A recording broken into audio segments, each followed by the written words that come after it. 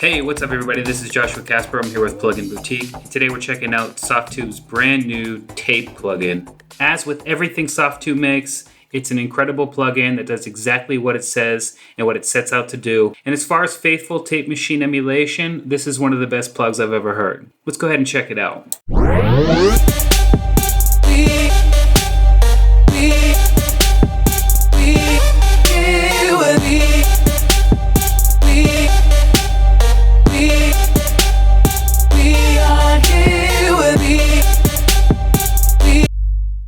So as you can see here, I've got it on the master channel, and I'm just adding a bunch of color and actually even a gluing effect using one of the presets here. So let's go ahead and walk through the GUI so we can better understand what's possible with tape. First thing is, the presets for all Softube plugs inside Ableton Live are only accessible through the device manager down here. So here we have quite a few. As you can see, there are some focus on bass, drums, vocals, and the mix bus. We have two VU meters, the left and the right.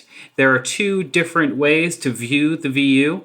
Level is just the overall level of the audio, and THD is actually how much distortion is being applied while you're using the tape machine. This is very effective if you're only adding a slight amount to a bit of the audio. The amount is how much of the color from the different types of saturation is being applied to the signal. Now this is different from the dry wet. Dry wet is in a different location. So even when you're at 0 on the amount, you're still getting coloring. It's just a different type of coloring than when you're maxed out at 10. There are three different types. Type A is modeled after a Swiss unit that was popular in the 60s. Type B is modeled after a unit with a transformer-based circuit. And Type C is modeled after a British unit that has quite a unique and vintage feel. Tape speed has to do with how fast the tape is being cycled through the machine. So I'm going to go ahead and play the track again, and I'm going to adjust the tape speed, the amount, and the type. And one thing you'll notice is as I cycle through the types, the actual left deck here is changing color. So that's a good visual signal that you've changed from one deck to another. Also, as I change the speed, the actual speed of the rotation up here in the window is going to slow down and speed up as I change the speed. So let's go ahead and check it out.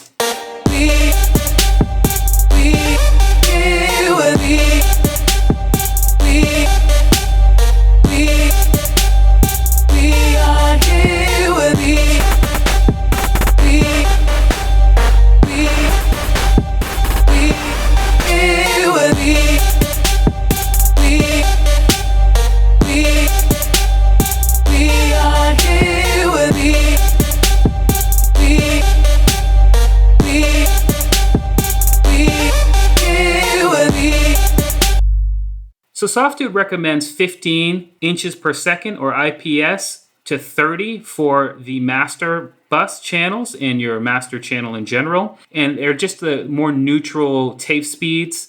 And as you decrease in speed, you're going to get warmer tones and fatter sounds. And then when you get down all the way down to this last one, you're going to get actually a lot of noise going on. So you need to go down here just for some sort of special effects almost. I like to leave it around 15 just because that seems like a good place. Plus it's pretty much highlighted to say, hey, this is probably where people like me need to stay. If you click the tab here, you'll get a second window of controls. This is where you find the dry wet. Just like I said earlier, that's different than the amount. So if you want to do some parallel processing, quite easy to do here. And it's actually something you might want to do a lot of using tape saturation, especially on your mix-in bus. Speed stability has to do with the emulation of a worn out tape deck. So stable is going to be a brand new tape deck over here, and the speed is going to be consistent. However, if we go wobbly, it just means that the tape is older and it's got some imperfections, and it's going to add characteristics to the track from old school vintage units. Really wobbly is really noticeable.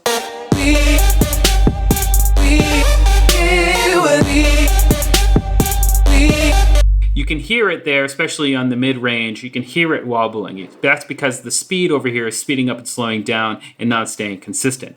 And again, something that's really cool and really useful, especially if you're going for the vintage sound. High frequency trim is a master grade filtering system where you can boost the higher frequencies to get a brighter, airier sound, or you can actually roll them back maybe to emulate after you've played a record so many times. The higher frequencies tend to get locked off there. Flat is going to be no filtering at all. So if you're not sure which way to go or the mix is already perfect for you, flat is where you want to be. Crosstalk has to do with magnetic tape crosstalk, and that is when you record two channels, there's a little bit of audio bleeding. So the audio that's meant for the left channel is unavoidably picked up a little bit by the right channel, and you can expect a boost in gain as you turn this up.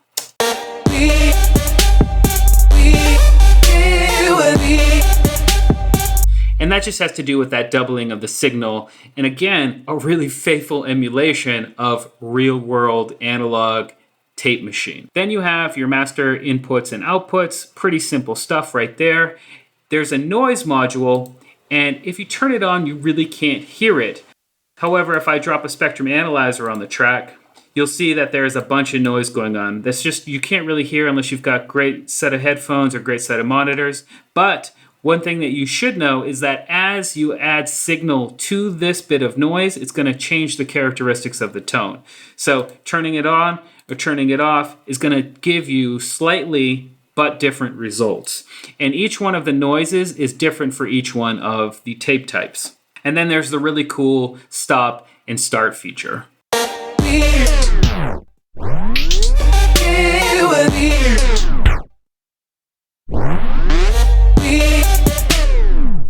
So I'm sure you can already imagine some useful ways to use that creatively. So I really like tape. Softube never fails to impress.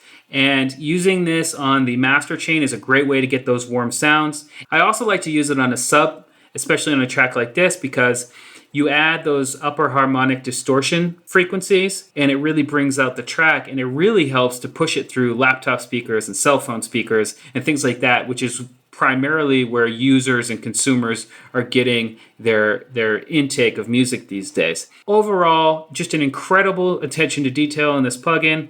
Go check it out right now. It's available on Plugin Boutique. I hope you learned something. We'll see you next time.